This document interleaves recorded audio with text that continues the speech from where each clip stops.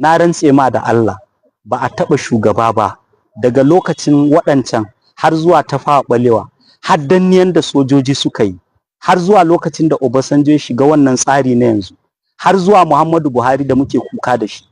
Na rantse ma da Allah ba a taɓa shugaban da ya zalunci a Najeriya ba irin Ahmad Bola Tinubu. To, sunana Alzubair Abubakar. Dukkan jami'an tsaron Najeriya suna aiki ne ba ma ƙasa ba, suna aiki ne ma Tinubu.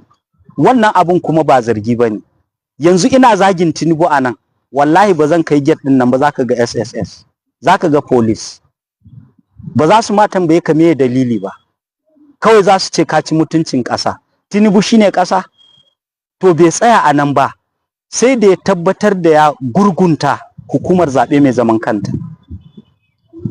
Hukumar zaɓe mai zaman kanta yanzu maganar da nake maka a aljihun shugaban ƙasa ta.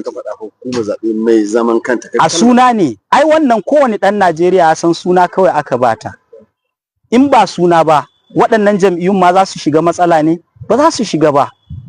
To uwa uba alƙalai da ya kamata a ce su, kaga ko waɗannan sauran hukumomi da na kira maka ko sun gurɓace, in alƙalai suka tsayu akan gaskiya da adalci, to na rantse da Allah Najeriya tana tafiya ne a saiti. Amma alƙalan ma ya buge su, ya ɗauke su gaba ɗayansu, ya sa su a aljihu.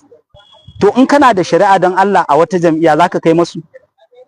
Yanzu kana da tabbacin 'yan sanda bisa maganar da na yi za su yi adalci ma jam'iyyun adawa? Kana da tabbacin wannan hukumar zaɓe tunda kaga yanzu tana tauye su, yanzu ma kaga abin da ta yi ma PDP. Kotun koli fa ta ce PDP tsagin ministan Abuja haramtacciya ce. Yanzu ka je Port Harcourt Crescent inda hukumar zaɓe take headquarter ta, za ka ga a board ɗinsu wanda ake kira portal sunan mutanen weekend. Ta ma ƙi yarda da abin da kotun koli ta ce. To ya za a yi ka samu natsuwa za ta yi zaɓe mai kyau? Me kake ganin duka za ka tattara ya haifar da? Wallahi da farko ka san shi abin da yake so ko? A ce ba wanda zai takara da shi, shi shugaban ƙasanmu ɗaya kenan. Na biyu in za a samu wanda zai takara da shi ya zo a gwami, ka gane ba mai kafa biyu ba, ya zo a gwami yadda shi buge shi ba zai zo da wani matsala ba. Na uku tun da ya sayi waɗannan hukumomi dole sai 'yan Najeriya sun jajirce sun tsayu, saboda tsayuwan 'yan Najeriya da kafa biyu tsayin mai daka na su aiwatar da zaɓuɓɓuka a Najeriya da nufin sai sun kada wannan gwamnatin saboda rashin gamsuwa da yadda take tafiyar da al'amuran Najeriya. Wannan ne kawai sauƙin da za mu samu. Amma ya ɗauki hanyar da zai kassara mu, kuma wallahi ba sai na jera maka ba. Ba wanda bai cikin kunci a Najeriya, har attajiran. Ba wanda bai cikin tasku a Najeriya. Yanzu kamar mu nan yankin Arewa, don Allah in ba don Allah ya sa mana mantuwa ba, ya za a yi duk rana za ka wayi gari ne da an kashe 'yan uwanka, an yi garkuwa da su, ana neman kuɗin fansa. Ka ɗau hanya za ka je Gusau, sai ka kai Funtuwa, sai a ce maka ai karka isa saboda sun tare hanyar yan doto. Nawa ka kashe? Kuma haka za ka dawo. Haka fa muke rayuwarmu. To wannan mutumin ina tabbatar maka tun da aka yi Najeriya a 1914, ka san Najeriya an haɗa ta ne a 1914 ko? To tun Lord Lugard da ya shugaban ƙasa a Najeriya, Sahuk Clifford ya zo ya karɓe shi a 1920, wajajen 1940 Sir Richard ya karɓa, har zuwa na ƙarshen su wanda ya bada independence na Najeriya ana ce mishi Sir Littleton.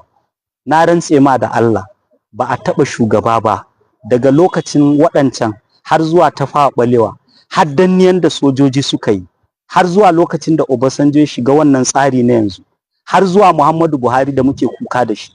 Na rantse ma da Allah ba a taɓa shugaban da ya zalunci a Najeriya ba irin Ahmad Bola Tinubu, kuma akai yake. Don haka 'yan Najeriya ko su tsaya, in suka ga dama su karɓi kuɗi su yi zaɓe, matsalar su ne. Amma in aka yadda ya wuce a matsayin shugaban ƙasa, to na rantse da Allah da yawan mu ba za mu shaida juna ba. Ina godiya. Irin Ahmad Bola Tinubu. To sunana Alzubair Abubakar. Dukkan jami'an tsaron Najeriya suna aiki ne ba ma ƙasa ba, suna aiki ne ma Tinubu. Wannan abun kuma ba zargi ba ne. Yanzu ina zagin Tinubu a nan, wallahi ba zan kai gate ɗin nan ba, za ka ga SSS, za ka ga police. Ba za su ma tambaye ka me dalili ba, kawai za su ce ka ci mutuncin ƙasa. Tinubu shine ƙasa? To bai tsaya a nan ba, sai da ya tabbatar da ya gurgunta hukumar zaɓe mai zaman kanta.